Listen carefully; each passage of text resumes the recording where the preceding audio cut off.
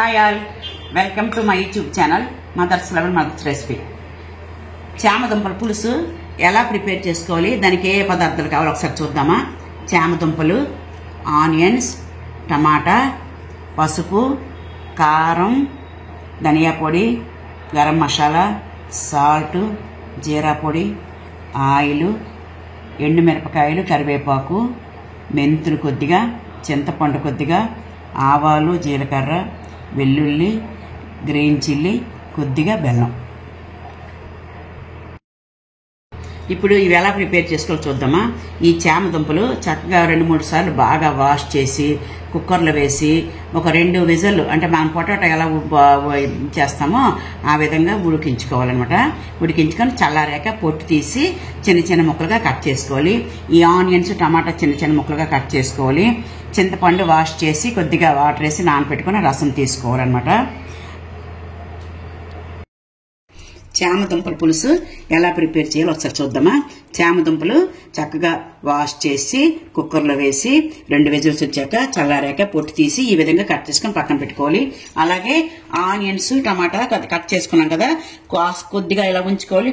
మిగతాదేమో ఇలా మెత్తగా పేస్ట్ చేసుకోవాలన్నమాట. చింతపండు ఈ విధంగా రసం తీసుకొని పక్కన పెట్టుకోవాలి. ఇప్పుడు స్టవ్ ఆన్ చేసి బాండి పెట్టి దానిలో దీనికి పులుసుకు సరిపడా ఆయిల్ వేసుకోవాలి. ఈ పులుసులకి కొద్దిగా ఆయిల్ ఎక్కువే పడుతుంది. ఇది కాస్త వేడెక్కాలి. చూసారు కదా, ఆయిల్ వేడెక్కింది. ముందుగా దీనిలో మెంతులు వేసుకోవాలి. పులుసు టేస్ట్ గా రావాలంటే మనం మెంతులు కొద్దిగా వేసుకుంటే టేస్ట్ బాగుంటుంది అనమాట. ఇవి కాస్త వేగాక దీనిలో ఇప్పుడు ఆవాలు, జీలకర్ర వేసుకోవాలి. పట్లాడే జీలకర్ర, ఆవాలు. ఇప్పుడు దీనిలో వెల్లుల్లి, గ్రీన్ చిల్లీ వేసుకోవాలి.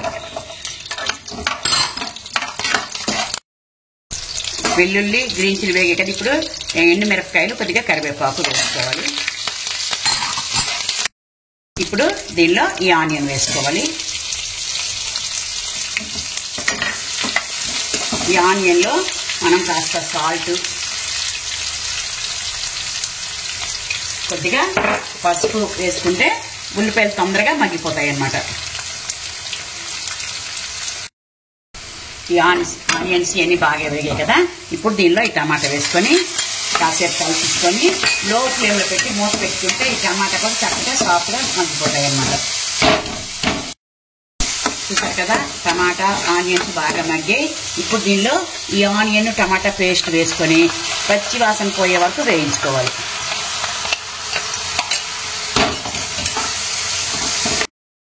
ఆనియన్, టమాటా పేస్ట్ వేసాం కదా, వేగుతున్నాయి. ఇప్పుడు దీంట్లో కొద్దిగా జీరా పొడి, ధనియా పొడి, కొద్దిగా గరం మసాలా, అలాగే రెడ్ చిల్లీ పౌడర్. సరే మనకి స్పైసీ చూసుకొని వేసుకోవాలి. ఎందుకంటే గ్రీన్ చిల్లీ, రెడ్ చిల్లీ వేసాం కాబట్టి చూసుకొని వేసుకోవాలన్నమాట. ఇది కాస్త వేగనివ్వాలి. మసాలాలన్నీ బాగా వేగాయి కదా, ఇప్పుడు దీనిలో ఈ చామదుంపలు వేసుకొని దీంట్లో జిగురు కొద్దిగా ఉంటుంది కాబట్టి కాసేపు వేయించుకుంటే జిగురు అంతా పోతుంది అన్నమాట. చూసారు కదా, చామదుంపలు చక్కగా వేగి జిగురు అంతా పోయినట్టు. ఇప్పుడు దీనిలో మనకు దానికి సరిపడా చింతపండు రసం వేసుకోవాలి. మనం టమాటా కూడా వేసాం కాబట్టి చూసుకొని రసం వేసుకోవాలి. మరి మీకు పులుపు ఎక్కువగా కావాలంటే చూసుకొని వేసుకోండి. టమాటా వేసాను, దానికి మరి కొద్దిగా వాటర్, మనకి గ్రేవీ ఎంత కావాలో అంత సరిపడా వాటర్ వేసుకోవాలి.